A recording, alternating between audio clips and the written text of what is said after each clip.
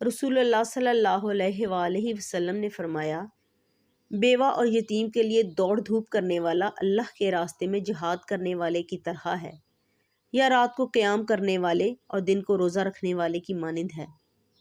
صحیح بخاری، صحیح مسلم۔ قصہ کچھ یوں ہے کہ ایک آدمی کسی اجمی علاقے میں پڑاؤ ڈالے ہوئے تھا۔ اس کی بیوی اور بیٹیاں بھی تھیں۔ وہ ناز و نعمت کی زندگی بسر کر رہے تھے کہ آدمی فوت ہو گیا۔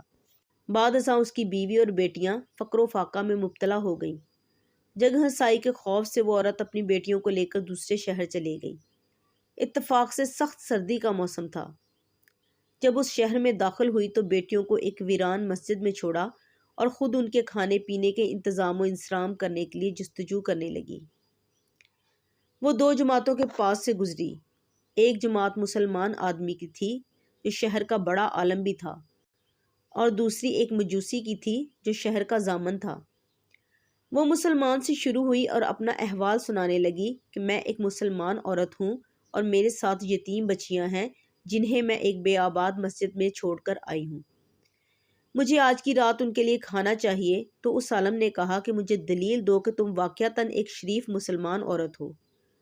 وہ بولی، میں یہاں اجنبی ہوں، مجھے کوئی نہیں جانتا۔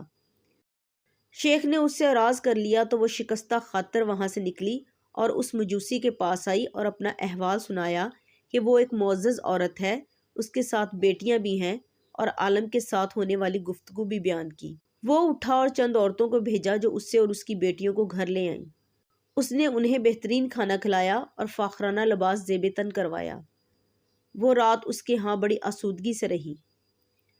جب رات آدھی گزر گئی تو اس عالم نے خواب میں دیکھا کہ جیسے قیامت آ گئی ہو اور نبی کریم صلی اللہ علیہ وآلہ وسلم کے سر مبارک کے پاس جھنڈا آویزاں کر دیا گیا ہو۔ زمرد سے بنا ہوا ایک محل تھا جس کے برآمدے موتی اور یاقوت کے اور گنبد یاقوت اور مرجان کے تھے۔ اس نے کہا، اے اللہ کے رسول صلی اللہ علیہ وآلہ وسلم، یہ محل کس کا ہے؟ فرمایا، ایک موحد مسلمان کا۔ وہ بولا، یا رسول اللہ صلی اللہ علیہ وآلہ وسلم، میں موحد مسلمان ہوں۔ رسول اللہ صلی اللہ علیہ وآلہ وسلم نے فرمایا، جب ایک مسلمان عورت تیرے پاس آئی تو تم نے کہا کہ اپنے شریف مسلمان ہونے کی دلیل پیش کرو، سو ایسے ہی تم بھی مجھے اپنے مسلمان ہونے کی دلیل بیان کرو۔ وہ بیدار ہوا تو پرملال تھا کہ اس عورت کو بے مراد لوٹا دیا تھا۔ پھر شہر میں گھومنے لگا اور اس کی بابت پوچھنا شروع کر دیا۔ بالآخر اس سے پتہ چل گیا کہ وہ ایک مجوسی کے پاس ہے۔ اس نے مجوسی کو پیغام بھیجا اور اپنے پاس بلا کر کہا، میری مراد وہ معزز خاتون اور اس کی بیٹیاں ہیں۔ مجوسی نے کہا، اس جانب کوئی راستہ نہیں، مجھے ان کی بدولت کتنی ہی برکات حاصل ہو چکی ہیں۔ شیخ نے کہا، مجھ سے 1000 دینار لے لو اور انہیں میرے سپرد کر دو۔ مجوسی نے کہا، میں ایسا نہیں کر سکتا، یہ ناممکن ہے، اور بولا، جو تو چاہتا ہے میں اس کا زیادہ حقدار ہوں۔ جو محل تم نے خواب میں دیکھا ہے وہ میرے لیے بنایا گیا ہے۔ کیا تو نے اسلام کے متعلق ہماری رہنمائی کی؟ باخدا میں اور میرے اہل و عیال رات سونے سے قبل اس عورت کے ہاتھ پر مسلمان ہو چکے ہیں، اور میں نے بھی ویسا ہی خواب دیکھا ہے جیسا کہ تم نے۔ اور رسول اللہ صلی اللہ علیہ وآلہ وسلم نے مجھے فرمایا، وہ عورت اور اس کی بیٹیاں تیرے پاس ہیں؟ میں نے عرض کی، جی ہاں یا رسول اللہ صلی اللہ علیہ وآلہ وسلم۔ آپ صلی اللہ علیہ وآلہ وسلم نے فرمایا، وہ محل تیرا اور تیرے گھر والوں کا ہے، تم اور تمہارے گھر والے جنتی ہو، اللہ تعالیٰ نے ازل سے تمہیں مومن بنایا تھا۔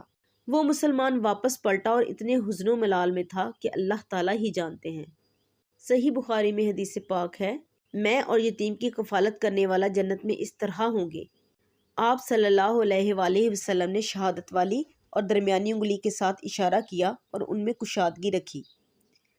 نیز صحیح مسلم میں حدیث پاک ہے، میں اور اپنے یا کسی غیر یتیم کی پرورش کرنے والا جنت میں ہوں گے، اور مسکین کے لیے تگ و دو کرنے والا اللہ کے راستے میں جہاد کرنے والے کی طرح ہے۔